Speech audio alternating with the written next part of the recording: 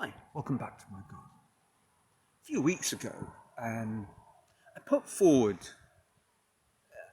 a piece of advice that was given to me when I was discussing the broader question of where I sit in terms of PDA, exactly where I am on that particular spectrum. And for those who've missed the last 3 films, PDA, pathological demand avoidance, which is another of the flavors within the possibilities offered to us on the autism spectrum. Although I suspect many of us can identify with the avoidance of demands that are placed on us. But as I explored in the last few films, I think for me it's not just that I don't really like people asking me to do things. I think it runs a lot deeper than that. But the advice that was given to me was that I mustn't let that be used as an excuse. In essence, I mustn't play the victim card. It wasn't, I confess, the sort of empathetic, arm round the shoulder sort of response that I might have been looking for when I presented arguments that really brought into question or put my own self-identity on slightly shaky ground. But even so, I take the point. Irrespective of what the truth is or isn't, I need to get on with my life as best I can. And Stoics would put it, if there is one thing that we can control, it's not necessarily the things that happen to us, but it's how we react to them. And that's what I need to do. But besides a sort of slight disappointment that when I present something that maybe leaves me feeling a little vulnerable, that I'm not given a sympathetic hug. The advice that we need to just get on with our lives and make the most of it pushes a sort of socio-political button, I must be honest. And it's kind of like this, that for a lot of people they say, well, what happens to you is down to you. You need to take charge, take control. And it does seem to me that this is often used as a sort of dog whistle for a very laissez-faire type of politics. After all, if what happens to us is our own responsibility, there's no need for government safety nets. There's no need to worry about other people. Just tell people to get on their bikes, as dear old Norman Tebbit did. And that sort of falls into a political vision or a philosophical vision that is at odds with social responsibility. Indeed, Mrs. Thatcher did after all say there is no such thing as society. It is just a large collection of individuals. We are just individuals. We need to look out for ourselves. And I don't think that's entirely true. We have to look out for ourselves, but we have to look out for other people too. I think that's what makes us human. So there's that element to it that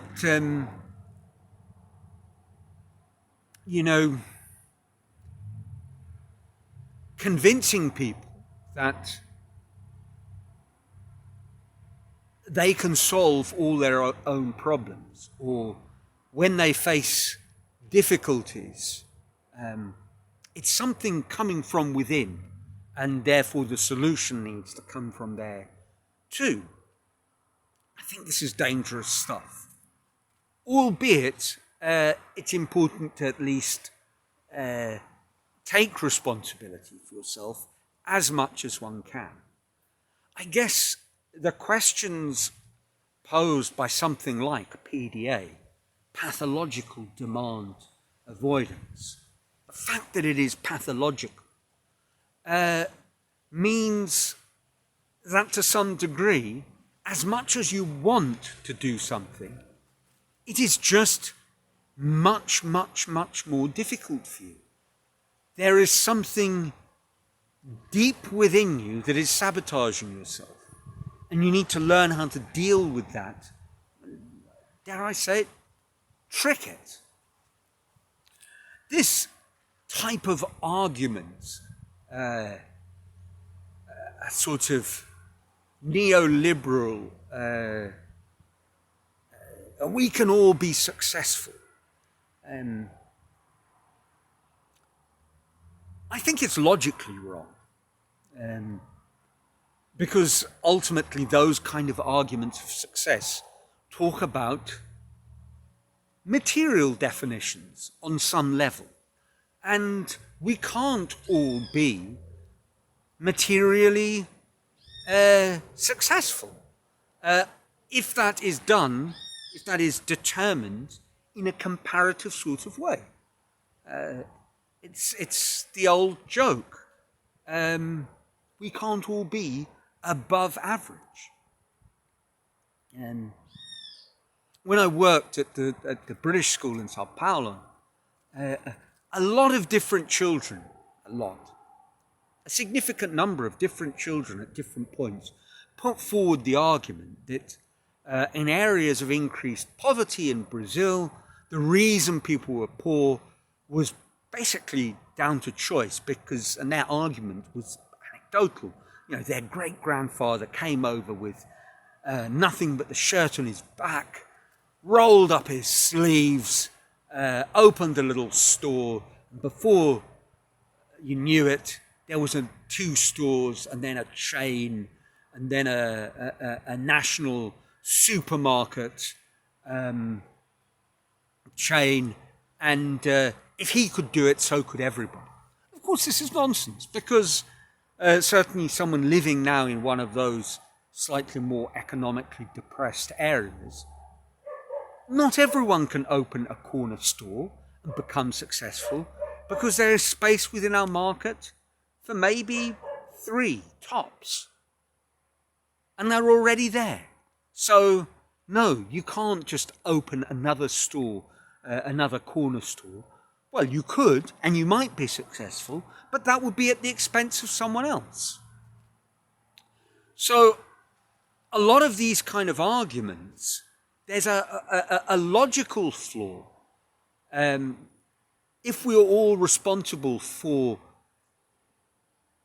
our personal life course, well, what happens when my life course is on a profound level at odds with yours? We can't both come out on top. And this is a question that I don't think can really be answered by either strongly individualistic political, economic arguments, or by mystical suggestions that a vision board and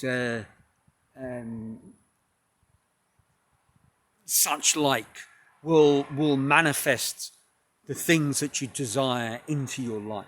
No, I don't think any of that is true. And equally, I don't take the opposite argument that one is simply the victim of circumstances. Because we do have some element of agency as to how we deal with those circumstances. However much genetic factors or deeply rooted drivers prevent us from doing certain things that we want to do. If I were to use a different example, if there is indeed a genetic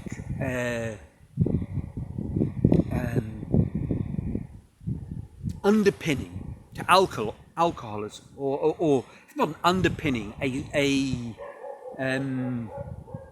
tendency towards, well, once you realize that you fall into the high risk category, it obviously isn't an argument to go out on a wild bender binge.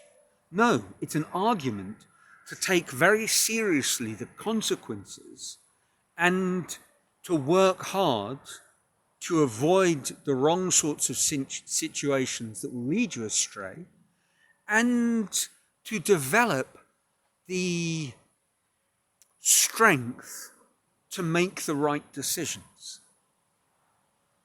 And from that point of view, realizing the difficulties that you face that others might not face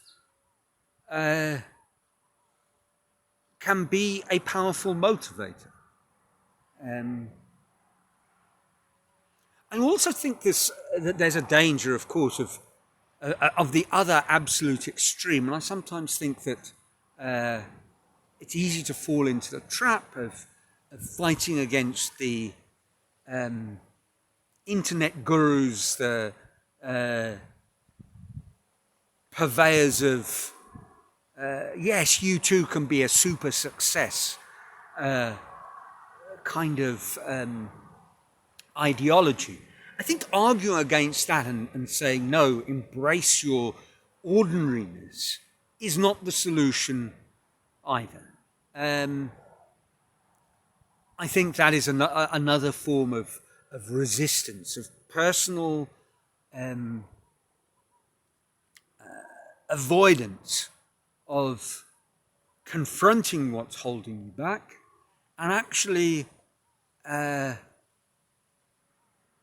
embracing, I guess I've used that word already, but it is the right word, embracing your dreams and saying, this is something I believe I can do, this is something I want to do, and I'm really going to go for it. And what happens, happens, but I'll do my darndest. I sometimes feel that, for example, my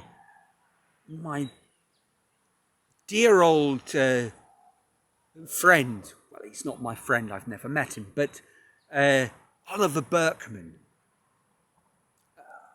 who's a powerful force in the argument towards a more gentle, less success-driven approach to life. It's easy for him to say because he was a journalist who was on the sort of productivity rat race, and then he kind of took a step back and has become an enormously successful author, runs weekend courses, has,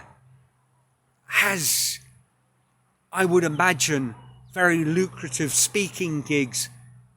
He is very successful. So it's easy for him to argue against that and say, just be happy with your mediocre existence. No, you don't really believe that. Not deep down, Oliver. I don't think you do. And so that's, I think, where I'm going to leave this. I don't believe that my life is exactly what I want it to be, and it just depends on me to make it so. And equally, I don't believe that I am a victim of my circumstances, because I don't even know what those are. I can't say for certain. What I believe is there's a constant push and pull between the things I can control and the things I can't.